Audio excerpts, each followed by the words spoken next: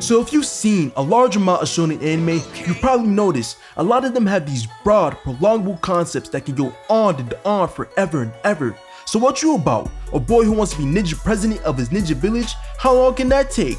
15 years, 700 chapters. How about you? You're about a boy who can see and fight ghost monsters, but as your story progresses, you don't know what you want to be about? 15 years, 686 chapters. Oh, and you're about a boy sailing the grand seas, looking for treasure with his pirate homies so you can be the pirate king. And it's One Piece. We already know by the time this series is done, we're gonna be looking at our great grandkids from the other side. You see, I love Naruto, but when they started talking about chakra coming from a tree, ninjas coming from the moon, and had Killer Bee hopping into a mech, I couldn't help but feel like it lost the flair that made me love it in the first place. A series that doesn't run into this problem though is Rurouni Kenshin. Rurouni Kenshin follows the story of a man named Rurouni Kenshin on his path to redemption and atonement. In his past endured Japan's Boshin War, Kenshin worked as a highly skilled assassin that killed a haunting amount of people. He killed so many that he became known as Batosai, the Manslayer. Now in the Meiji era of Japan, Kenshin wields a reverse blade sword and has vowed to never kill again on his journey of atonement. The world and the characters of Rurouni Kenshin are enriched in Japanese culture and history. But this isn't a history lesson, so I'm not going to go into detail about all that stuff because you can still enjoy this series without knowing the specifics of its historical influences. This brings me to one of the reasons why I feel this shonen is one of the best. It's amazing storytelling. Right from the first episode or the first chapter, you can tell where the series is going, and that's not to say that it's predictable, rather that all the twists and turns that it takes flow naturally within the story. Putting the creator Nobuhiro Watsuki's disturbing criminal past aside, it's clear he knew how he wanted his story to unfold, and an excellent job is done getting to the end. When it comes to shonen, we all know the guy what feels like hundreds and hundreds of arcs that can sometimes be long-winded and even draining to follow. Like dang, how long is it gonna take you to put the hands on this flamboyant metrosexual alien creature?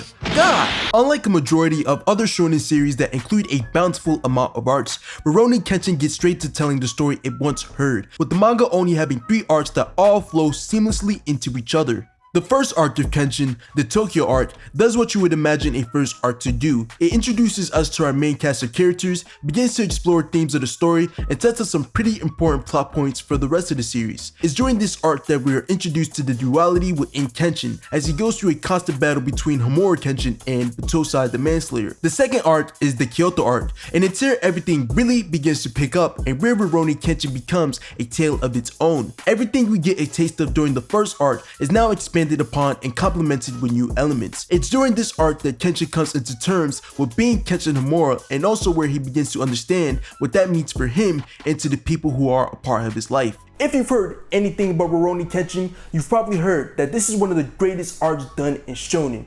And if you haven't, I'm here to tell you, this is one of the greatest arcs done in shonen.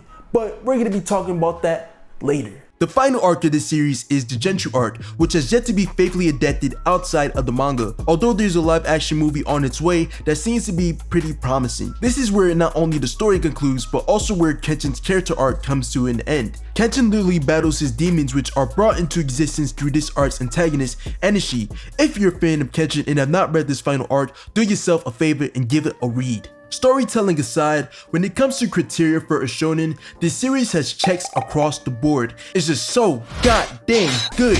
Where do I even start? For first glance, something that really sets this series apart from others within the genre is that Rurouni Kenshin is grounded in a realistic setting. You hear a lot of references to real-world martial arts, weapons, techniques, and so on. Some characters are even based on people that actually lived during the time of the story. This realistic approach allows you to get more sucked in. You don't have to suspend your disbelief too much to get into it. We see this approach find its way to other aspects of the series as well. Although the animation of the anime really ain't all that, the writing for these fights are top notch. A lot of the time we see tactics and strategy being deployed. These guys are over here predicting each other's movements, snapping elbows, and breaking each other's stances. It's real life Sekiro up in his bitch. More goes into these fights than just who's bigger and who's stronger. It's crazy, for example, how the character design of Kenshin comes into play during his battles. Kenshin is a small, short, skinny man, but don't get it fooled, he's still got them hands for anybody getting reckless. In one fight, Kenshin baits a much larger opponent to gradually speed up their body to the point it can't handle and breaks down. This guy's larger body couldn't handle the speeds, but Kenshin can due to his smaller frame. We also see this way of finesse when it comes to the series' huge variety of techniques. I can't even pronounce over 90% of these, but whenever I hear the characters shout out their tech names, it got me pumped. The fighting styles here actually hold weight. There's points where characters have to figure out how to break through these styles in order to get the win. Speaking of characters, when it comes to the characters of Rurouni Kenshin, these guys are grown-ass men, with our protagonist Kenshin being 28 years old. As a result of this, we get a pretty mature approach to topics and themes. For now, I'll cover some aspects that make Kenshin such a great character and talk about the other characters during the Kyoto arc portion of this video. Kenshin is a powerful character done right. Kenshin can walk up on any random stranger and say, dead man, and not get his ass beat. Kenshin is a user of the Hiten Mitsurugi style, a powerful sword style that uses high-speed movement and beating opponents' moves to attack efficiently with minimal effort. This may sound overpowered, but as discussed earlier in the video, a good chunk of Kenshin's fights are won through wit and outplaying his foes. It's a good way to handle a character that's so skilled and literally has over a decade and then some in fighting experience under their belt. Apart from being handled well in a battle aspect, I grew attached to Kenshin's character right from the first moments I saw him. Kenshin is a tormented soul with multiple layers to him. Although I wouldn't say he's necessarily complex, there's so much going on with him that makes you interested in learning more about his past and what caused him to get to his current point. I couldn't help but feel conflicted just as he was with his past and the man he is at present, thinking about how his journey of atonement would go and if it would even be possible for him to atone. Kenshin interacts with the characters and world around him in such a compelling manner. There's so much wisdom in the words he speaks. His dialogue catches the essence of a man who has experienced the sorrows of life superbly. Just as he grants multiple characters in this world wisdom, I feel my perspective on life is broadened as well. With all these great things being said though, the series really begins to shine when you get to the greatness that is the Kyoto arc. The Kyoto arc is the arc that cemented Rurouni Kenshin's status as a classic shonen manga. Right from the first couple of scenes, we were shown that this is going to be something much different from what we first experienced. We start off with a flashback of Kenshin's run-in with the opposing Shinsengumi. There's blood and murder, the message is clear, the story is shifting. In the present, one of our cast members are hit with the bloodiest takedowns we've seen thus far, which leads Kenshin to finding out that a rival from his past has paid a visit to his loved ones. Now we are introduced to Saito Hajime. What follows next is a beautifully executed battle between Saito and Kenshin, an excellent display of visual storytelling. This is just an amazing way to kick off an arc, with the build up to this point dramatic and gripping. We get great fight choreography, good animation, and a dynamic use of colors amongst other things, all while the story is still being pushed forward, giving us the audience a first-hand experience of how those from the Boshin War fought 10 years ago. It's a bloody battle to the death with teeth getting knocked out, and these two doing whatever it takes to get the edge over the other. I've seen this fight multiple times and I'm now just noticing that Saito tried to behead Kenshin with the sharp side of his own blade.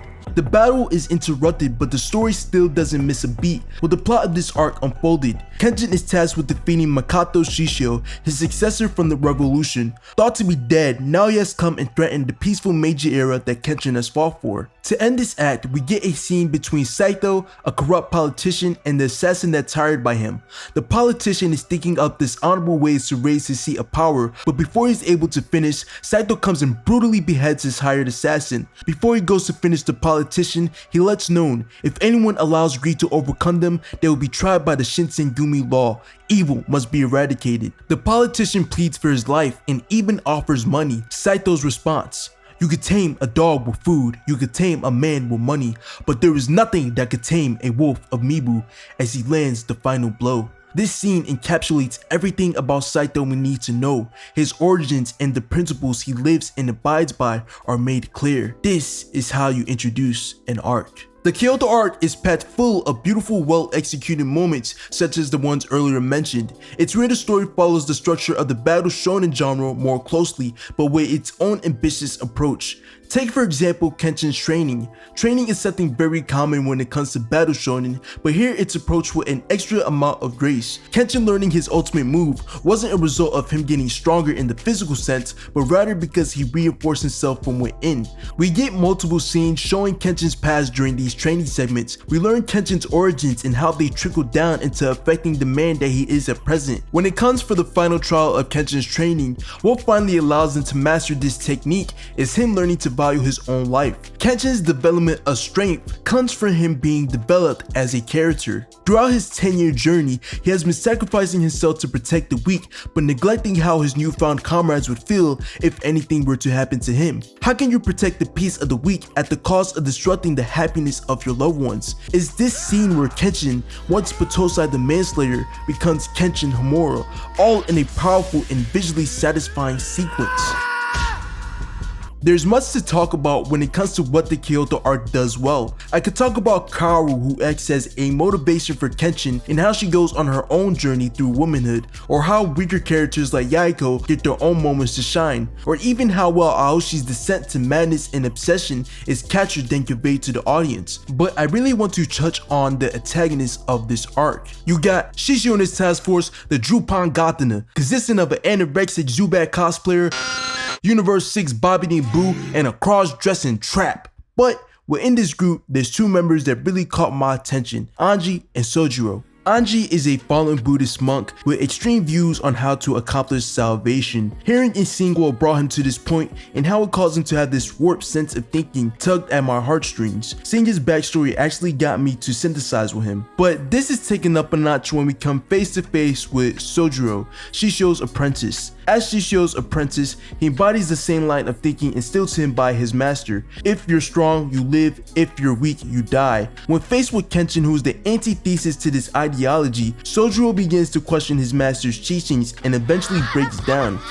Kenshin, who doesn't kill and goes as far as protecting the weak, is a conundrum that he can't wrap his head around. The teachings of his master are what allowed him to survive in his life or death situation. Him beginning to question this ideology is as good as questioning his very existence. There's so much depth going on with this character. He works with the story and parallels with Kenshin insanely well. His last appearances on screen were highly satisfying for me. Without going too much in detail, it's just great writing that you should experience for yourself. Then you have the classic shonen antagonist, Darth Vader meets Revenge of the Mummy looking ass, Shishio Makato. Shishio Makato works great as a villain for this series. He's sadistic, sinister, and just outright cruel. I couldn't help but be interested in him as a character. Shishio is written with this charisma that just jumps out to you through the screen. There's so many highlights with this character, but what I love most about Shishio is that he feels like so much more than just a villain put here for writing's sake. His goals and ambitions are clear cut and they align with his ideologies sensibly, but at the same time there's a steep contrast between him and Kenshin that reinforces the themes of the story. When asked by Yaiko if winning the battle made their sides the right one, Kenshin responds that both them and Shishio fought for what they believed was right, and as such it's not for them but for the generations to come to decide which side was the right one. This can be seen reflected in Kenshin and Shishio's final battle. The final battle between Shishio and Kenshin is more than just good versus evil. Kenshin fights to preserve the peace of the Meiji era, an era where the weak can have a chance to grow, prosper, and where younger generations don't have to experience the grim sights that he did. Then you have Shishio who, albeit through a crueler means, seeks to bring a more powerful Japan that can stand in the face of opposing threats, with Shishio even seeking to bring industrial advancements to Japan, such as utilizing petroleum over coal. Hearing this may make us immediately favor Kenshin's ideologies and go as far as saying that it's the right one. But with all this being said, is one's vision absolute over the other? Just because one aligns more with our morals doesn't make that ideology, that vision, the correct one. There's plenty of things and concepts like this in Rurouni Kenshin that make you think. You can ask another person what this series says to them and you more than likely will hear different answers from different people. It's further proof that this series is simply a work of art. But for me, what I take away from Rurouni Kenshin is to look within yourself and find the purpose that leads you to the happiness that we all deserve as human beings.